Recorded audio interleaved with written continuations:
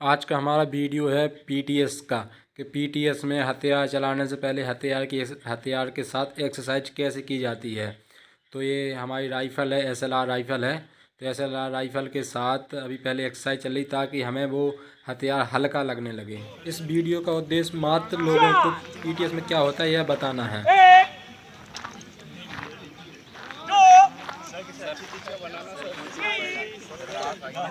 बात नहीं। पीटीएस के जो डीआई होते हैं वो एक्सरसाइज करा रहे हैं। इसके बाद होती है फायरिंग, कैसे फायरिंग करनी है। तो उसके लिए फायरिंग से पहले पूरे ए टू जेड नियम बताए जाते हैं कि किस तरीके से, क्योंकि फायरिंग रेंज का नियम बहुत इम्पोर्टेंट होता है। तो वहाँ पर कोई भी व्यक्ति किसी भी प्रकार की गलती नहीं कर सकता, बिना नियम कानून के कुछ भी नहीं कर सकता है। क्योंकि फायरिंग में एक भी गोली यदि चली और किसी को लगी तो उसकी जान ही जाएगी। इस वजह से फायरिंग के जो नियम होते हैं बहुत ही सख्त नियम होते हैं, डिसिप्लिन बहुत इंपॉर्टेंट होते हैं। तो यहाँ पर सभी डीआई सर बता रहे हैं कि फायरिंग में किस तरीके से आपको पोजीशन लेनी है, किस तरीके से आपको फायरिंग करनी है। ग्राउंड में आप सभी के लिए सभी नियम बता दिए जाते हैं ताकि फायरिंग रेंज में कोई भी गलती ना हो। फायरिंग रेंज वो कहलाती है जहाँ पर गोली चलाने की प्रैक्टिस कराई जाती है। डीआई लोग जैसा निर्देश देते हैं वैसा ही आपको करना होता है।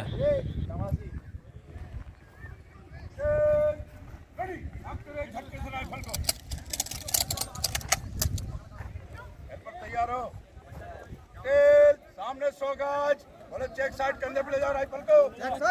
यहाँ पर निर्देश दिए गए हैं। और इसके बाद जो सेकंड बंदा आ रहा है, जो पास में बैठा है, उसका काम होता है कि जो खाली खोखा है ना, गोली चलने के बाद खाली खोखा बहुत दूर तक गिरता है, तो उसकी जिम्मेदारी होती है कि खोखा है ना वो गुम ना हो। क्योंकि पुलिस के लिए एक एक खोखे का जवाब देना होता है।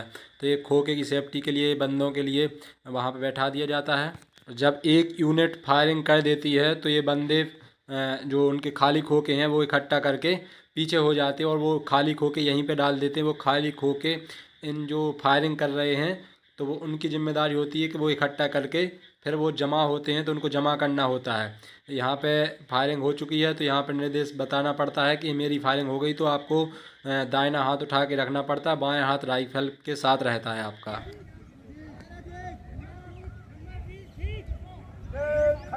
राइफल को टर्न करो, मैगजीन को उतारो, चाल वाले यहाँ पर खाली करने का आदेश इसलिए दिया जाता है ताकि जो भी यदि कोई भी बुलेट वगैरह रह जाती है गोली, तो उसके लिए वो निकल जाए। खाली करने से वो बुलेट बाहर निकल जाती है। इन लोगों ने अब के खाली खोके उठा लिए, अब ये खाली खोके जमा करने के लिए जाएंगे।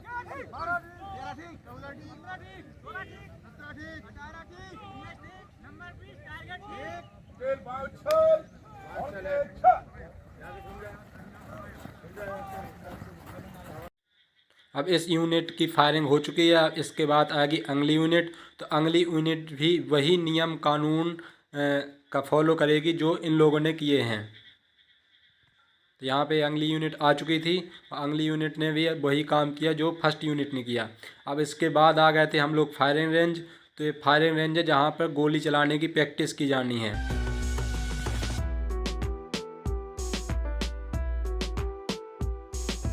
ये हमारी टोली है और ये हम खड़े हुए हैं। ये हमारी 4 नंबर टोली थी। तो यहाँ पे सभी हमारे बडी वगैरह हैं जो साथ में रहते हैं, साथ में रहते थे। पीटीएस का टाइम है तो यहाँ पे सभी लोगों के लिए चेस्ट नंबर दिए जाते हैं।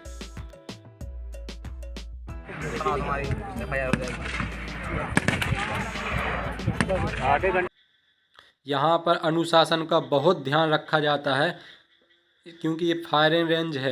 यहाँ पे सभी लोग अपने अपनी बारी का वेट कर रहे हैं। जैसे ही उनका नंबर आता जाएगा वो फायरिंग कर के पीछे बैठते जाएंगे और जिनका नंबर आता जाएगा वो आगे बैठते जाएंगे। यहाँ में वीडियो बना रहे हैं क्योंकि यहाँ पे वीडियो वैसे अलाउ नहीं होता है, लेकिन जब आपकी फायरिंग हो जाती है तो आप पीछे थोड़ा बहुत चला सकते हैं। यहाँ पर गोली चल रही हैं, आप सामने आपको आवाज़ आ रही होगी।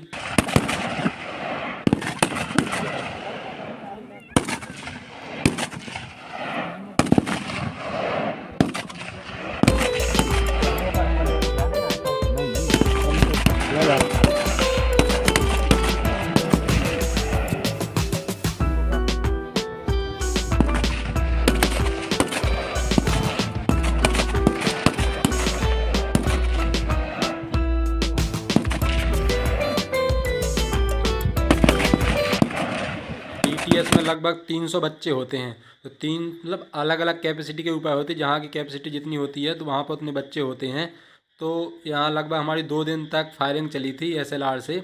यहाँ पे जो DI लोग खड़े हुए हैं ना, वो बताते हैं किस तरीके से आपको फायरिंग करनी है, और हर एक एक लड़के के, एक एक पुलिस वाले के पीछे एक एक DI खड़ा होता है, ताकि पूरी तरह से ध्यान दिया जाए कि किसी भी प्रकार की गलती ना होनी चाहिए, क्योंकि गोली यदि चली तो वो फिर नुकसानदायक ही होती है। इस वजह से इस चीज़ का ध्यान रखा जाता है।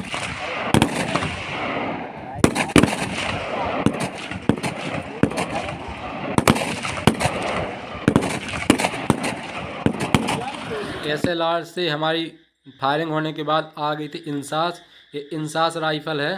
तो अब इससे हमारे सेकंड सेमेस्टर, क्योंकि एक सेमेस्टर, क्योंकि मैं ट्रेनिंग के बाद ये वीडियो बना रहा हूँ, ट्रेनिंग कंप्लीट करने के बाद, तो अगले सेमेस्टर में, सेकंड सेमेस्टर में होती है फायरिंग। तो ये उस टाइम का वीडियो यहाँ देखिए, पहले घास नहीं थी, अब घास आ गई है। तो ये सेकंड सेमेस्टर का वीडियो है। क्योंकि नंबरिंग से बैठते हैं, तो ये दोस्त मेरा जब भी आगे बैठा था, अभी भी वो दिख रहा है, तो अभी भी वो आगे बैठा है, क्योंकि यहाँ नंबरिंग का बहुत ध्यान रखा जाता है। तो इसी वजह से ये भाई मेरा दिख रहा है। इस तरीके से हमारे दोनों सेमेस्टर की फायरिंग हुई।